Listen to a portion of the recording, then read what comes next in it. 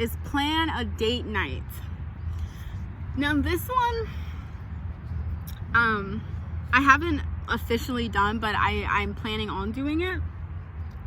And that is just plan a date with yourself. Go out on a date, get dressed up, like truly make it a date. Don't go, oh, I'm gonna do a date night and then like half-ass it. Don't be like, oh, I'm gonna go on a date night and then don't get dressed up. Don't, like, do whatever you would do if someone asked you on a date. If you would get dressed up, if you would do your hair, if you would spend an hour curling your hair, doing your hair for someone else, spend an hour doing that. If you would do your makeup, perfumes, sexy lingerie, whatever it is that you would do if someone were to ask you on a date, do that for yourself and take your butt out on a date and love up on yourself and appreciate yourself and do whatever it is you want to do. I made a list in my phone of all the places that at the time a partner and I, all the places I wanted them to take me, or all the places I wanted to go together, and now I committed to myself that I would take myself to all those places. So maybe do something like that. All the activities that you want to do together, all the things that you would want to do them with yourself. Take yourself out on a date. So yeah, number 7, make yourself a playlist. This one is huge too. I love music. Music is so therapeutic to me.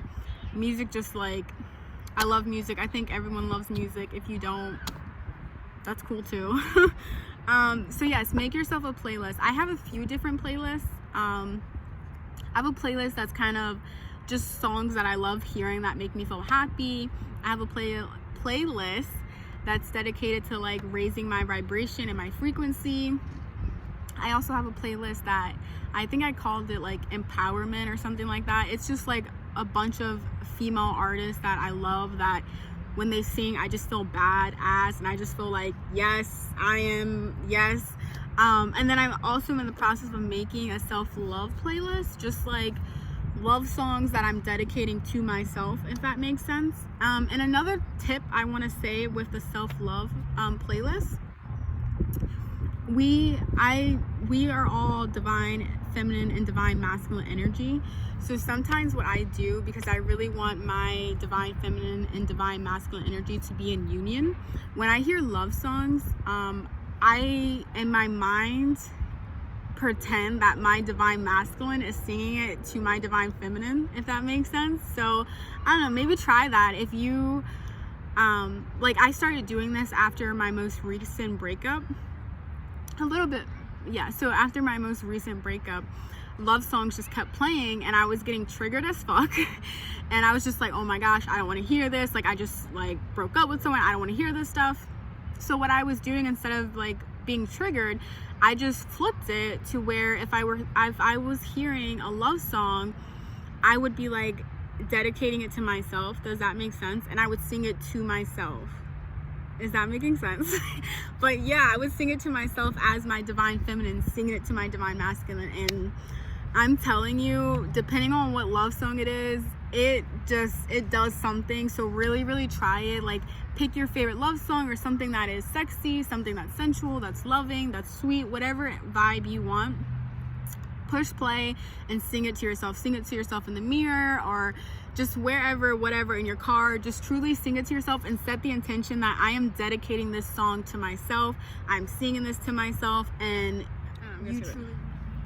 Tip number 9, I'm gonna say, is self-portrait. I haven't done this one yet, but I added it to the list because I really want to do it. I think I love painting. I am an artist in my own way, but people may not want to pay for my art. And I believe we're all artists. We are all creative beings. So whether it's painting, whether you do a collage, whatever it is, do a self-portrait of yourself. I truly believe that, one, it will do 2 things. It will see how you view yourself, the way that you see your physical body. And then also, I feel like, I don't know, it feels fun, it feels sexy. I haven't done it yet, so I can't truly give deep advice on it, but I'm definitely looking forward to doing it. And then tip number 10, it's gonna be another writing tip because I love writing. I would say write yourself a short story about yourself. It could be a short story, it could be a love story, a poem. And if writing isn't your creative outlet, whatever your creative outlet, if you are a songwriter, write yourself a song. If you are an artist, you like drawing, draw yourself, or create an art piece for yourself, dedicate it for yourself, for how much you love yourself. Whatever your creative outlet is, if it's music, if you play an instrument, play a song for yourself, like make a song for yourself.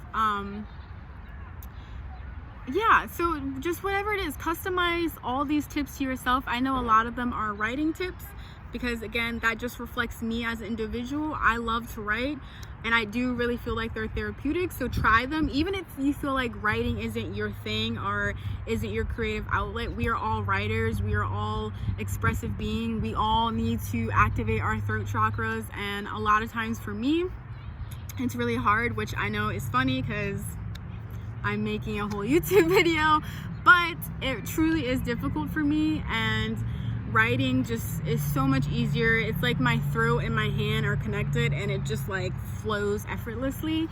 So truly try writing. If you know you're more expressive through music, through dance, that would be so cool too. You can totally replace these kind of things with dance. You know, make yourself a love playlist and dance to it.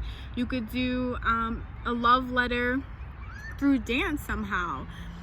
I'm not really sure. Like you could dedicate a dance of love to yourself, or like just get creative and be fun with it.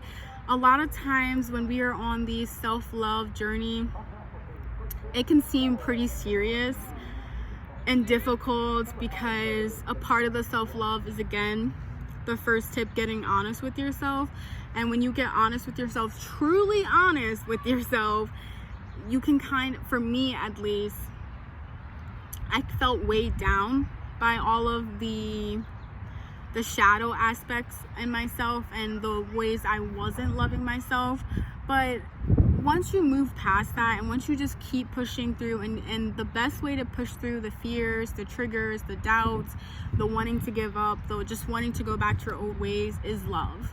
The moment you feel like I can't do this anymore, dig deeper into your soul and find some more love for yourself, and just make it fun. Make it as fun as you possibly can, and really start seeing and switching your mindset of, I am dating myself, I am falling in love with myself. This is radical self-love. This is radical self-love. This is the foundation of everything you want in your life. I didn't call it radical self-love for no reason. I truly believe that choosing to love yourself, to work on it, to consciously work on investing and loving and showing up for yourself, will change your entire life. Like, whatever your dream life is, if you want it, the secret to getting it, girl, is loving yourself. And I am an example of that, because my life from just a few months ago to my life now is drastically different. So if you are sitting here, you have all these big dreams, you have all these goals, you want all these things you want to accomplish and achieve, the way to get it, the key, the secret to life, is to love yourself unconditionally, with no conditions, with no conditions. Just truly fall deeply in love with yourself. So that is all I have. Please, in the comments, talk to me what tips you try, if you try any tips, what you use, what are your secrets. Again, I am not a guru. I am on this journey with you, so I really would love to know what you do. And I leave you with this: may you always see the truth, may you always speak the truth, and may you always feel the truth.